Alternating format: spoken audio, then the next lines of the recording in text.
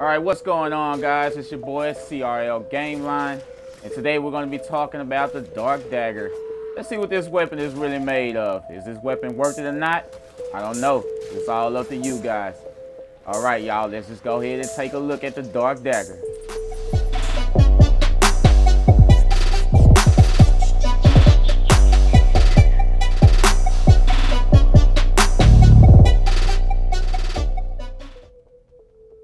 Alright guys, so today we're going to be looking at the Dark Dagger. Now the Dark Dagger, you can get this weapon from alerts and by doing random missions like that. This weapon does deal primarily with radiation damage. So that right there is good for alloy armor and robotic enemies. It also comes exclusive with the Gleaming Blight mod, and you can work with that and convert lethality. So those mods right there are pretty good mods to have, you know, especially the convert lethality right there. That right there is a one-hit wonder. So let's just take a look at this weapon here now. If you're looking on the bottom right hand side, I do have 3 factions, and this is what people you know, mainly go with whenever they're using the Dark Dagger, because they think it does a lot of, you know, damage and things like that. As you can see, we do have a low critical chance and a low critical multiplier. So as far as trying to get red crits and things like that, not going to happen.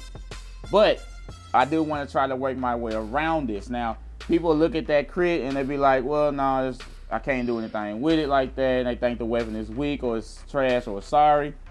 But let's take a real deep look at it, okay? Now, I do have a build here. I do have 2 builds, actually, that I want to show you.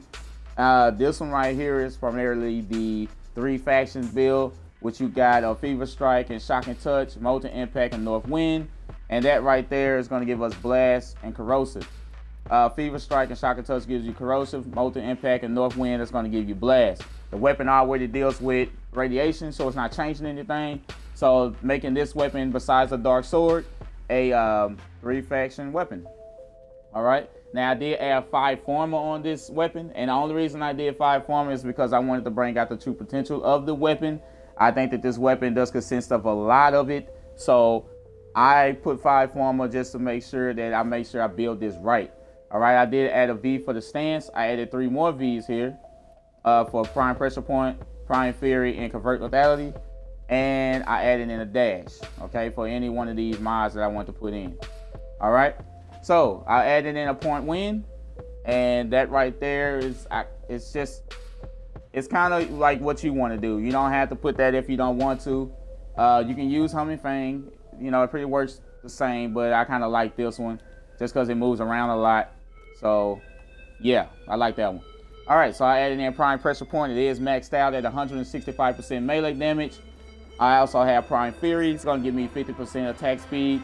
It'll be at 55% once I max it all the way out. I do have a Spoil Strike, which is going to give me 100% more damage and a negative 20% attack speed, which I'm not really tripping on. It actually works out pretty good that way. I also have Convert Lethality, % extra damage on melee attacks or lethal damage on finishers. Convert Lethality is just one of those mods you really need to have on here. It's kind of essential. It works out really good for the Dark Dagger. And it works out good if you have like an Inaros or a Vera, where you can go around and just pretty much one-hit everything. With Vera, you can just put them to sleep. And Desiccation there right there is just, you know, kind of put them in the sand a little bit, and you can one-hit them and get your life back whenever you're using an Inaros. All right? So I'm showing you this build first because I want to go ahead and show you the difference between that. Let me get a little bit of energy first. Show you the difference between that and what people say that you cannot do with the dagger. Oh my goodness. Okay, so here we go. I thought I was about to die, and that would have really messed up this exercise. Okay, so let's go in, getting a little bit of this going down. We're still at the 119 even with the Prime Fury. I wish I would have maxed it out. That would have actually did a lot more, but you know, it's only give you what those critics can give you. All right, so let's see what we can do. Well, yeah, it's still taking a while. And I'm doing it like this because, like I said before, this is what people mainly, you know, go for. I mean, they see a lot of damage on it, and they think that, you know, maybe this is good for, you know, this faction. Now, a lot of people don't use this weapon for this. They probably use it mainly for the infested or you know, the Grenier, maybe even Corpus, you know, things like that. But I just want to show you that not a lot of weapons have to deal with a lot of damage in order for, you know, something to work out. All right, so as you've seen there, it took a while for that to actually go down. So let's just actually do another one. Now, I want to show you this other build here, and this is primarily a crit build. I still have the pointed wind stance. I still have prime pressure point. Still have convert lethality. Now, the things that I did change was organ shatter. I have berserker. Organ shatter is going to give me more on that critical multiplier. It's going to put me at a 2.8 this time instead of the 1.5. It does give me 90% critical damage. Berserker is going to give me plus 30% attack speed bonus for the 24 seconds on a critical hit. But we're going to see if we can get that though, because I did add in the blood rush, so this is going to get my critical chance at 165%, but it stacks with the combo multiplier. And also I do have a prime fury here. Now prime fury is optional. You can put in a body count if you're going for long runs. You can do that. Also a prime reach if you're going against multiple enemies, to make sure that you can get that combo meter to add up as well. You can do that as well. So it is optional. You don't have to add this in there. This right here just makes the rising of the DPS on the weapon, so that'll work out, you know, pretty good for this exercise right here that I do have. All right, so we're gonna get a little bit of energy here. I'm gonna bring out another one, and I just want you guys to see the difference.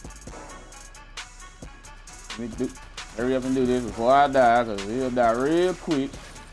All right, so we see the berserker proc going off, and it's gonna keep going off even though it's at a 5%.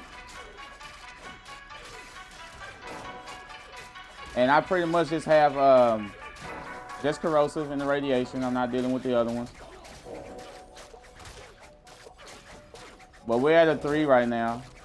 It's pretty much doing the same it was last time, but as you can see now, it's just slowly going down. It just went down like dramatically. So, I mean, as you can see, we had 3 factions. We had a lot of damage, and yeah, the crit just outdoes it. It's just, that's crazy. But hey, you know, people have their thing how they want to build. That crit is still did outstanding. Now, I'm not going to say that the other build is not nothing, because it is pretty good if you're going to just have fun with it. You know, you want to go out there and test your might, see what you got in the dojo. It's a pretty fun weapon to play with. So, you know, however you build it, it's all up to you guys, but I want you to make that decision. You know, would you choose this or the crit? I mean, based on what you've seen. So, hey, you know, it is what it is, man. It's crazy, though. All right, so what's my recommendation on the weapon?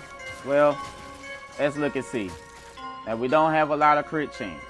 We don't have a, you know, a good critical multiplier. But however, we were able to actually get the berserker proc to get off and actually just have some damage going. So it worked out a lot better than what we would have with the factions.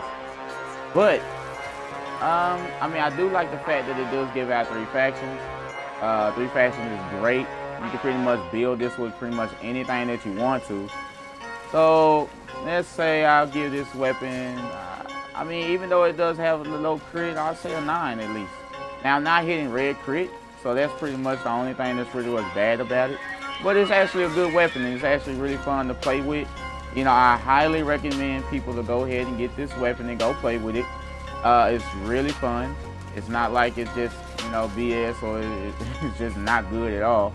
It's actually pretty good, and especially with the convert lethality mod, you can pretty much get your one-hit wonder on. But other than that, you know, a 9. It can't hit the red crit. You know, the range is crazy. I mean, it sucks. It's bad. Like, you would have to have a prime range, at least like a 200%, because the range is out of there. But as far as it just being, you know, a good weapon to just have run around and play with it, or for starters, it is pretty good. You don't have to add all that farming to it unless you're just trying to get at the max potential of the weapon. But yeah, it's a pretty good weapon to go ahead and have fun with. So, hey, if you guys enjoyed the video, go ahead and hit that like button. If you didn't, hit the dislike. Y'all know how it is with me. It is what it is. But until next time, I want to thank you guys for watching, and I will see you all later.